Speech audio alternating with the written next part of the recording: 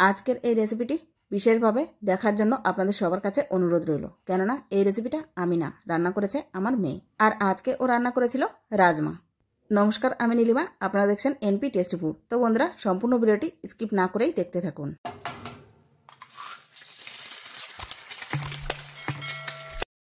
প্রথমেই আমার মেয়ের পরিচয়টা দিয়ে দিই। ওর নাম স্নেহা, ও মাত্র 10 বছরের।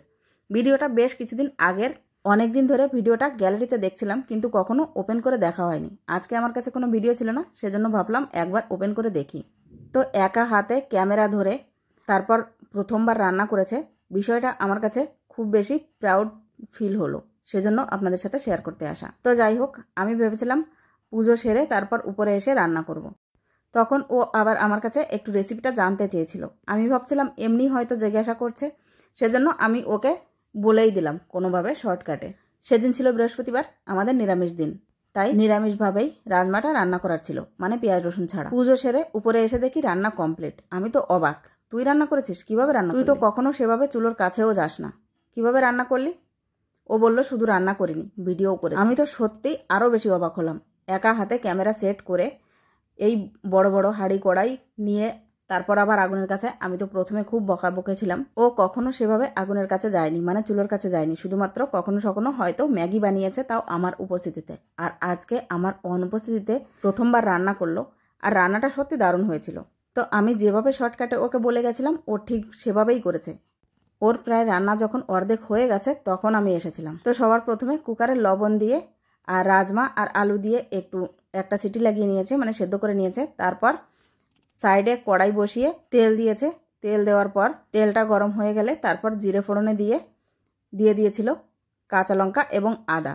এটা আমি অবশ্য মিক্সিতে বেটেই রেখে গেছিলাম, আর টমেটো পেস্টটাও করেই রেখে গেছিলাম। এরপর আদা কাঁচা লঙ্কাটা যাতে পুড়ে না যায় সেজন্য অল্প একটু জল দিয়েছিল, আর সমস্ত গুঁড়ো মশলাগুলো বাটিতে আগেই বের করে রেখেছিল সেটা দিয়ে দিল। এই মশলা যখন দিচ্ছিল ঠিক তখনই আমি উপরে এসে পৌঁছাই।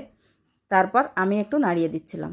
গুঁড়ো মশলাগুলো সব ভালোভাবে কষানোর পর দিয়ে দিয়েছিল টমেটো পেস্ট, আর সেটাও কষানো হয়ে গেলে তারপর এই কুকারে যে আলু এবং রাজমা সেদ্ধ করে রেখেছিল সেটা ঢেলে দিল, জল সহ ঢেলে দিয়েছিল। তারপর খুন্তি দিয়ে মশলার সাথে সব কিছুকে একবার ভালোভাবে মিশিয়ে এখানে একটু ঢাকা চাপা দিতে হতো, যেটা ও দেয়নি। যাই হোক, এটুকু করেছে সেটুকুই। বন্ধুরা, আপনারা যেমন ক্যামেরাতে দেখছেন আমিও ঠিক ক্যামেরাতেই দেখছি। মাঝখানে শুধু একবার এসেছিলাম মশলাটা নাড়িয়ে দেওয়ার সময়, তখন এসে আবার চলে গেছিলাম। দেখছিলাম যখন করছে তো করুক, ছোট মানুষ তো, মাঝে মাঝে রান্নাটাও তো শেখানো দরকার। তো যাই হোক, তো ওর রান্নাটা কমপ্লিট হয়ে গেছিলো। ঝোলটা টানিয়ে নেওয়ার পর নামানোর জন্য দেখুন কতভাবে চেষ্টা করছিল। প্রথমে একটা কাপড় দিয়ে নামানোর চেষ্টা করছিল, তারপর যে সাঁড়াশি বা চিমটি হয় সেটা দিয়ে ধরে নামানোর চেষ্টা করছিল, তাও পারলো না। তারপর এই যে খুন্তির সাহায্যে অল্প অল্প নিয়ে বাটিতে নামিয়ে নিল।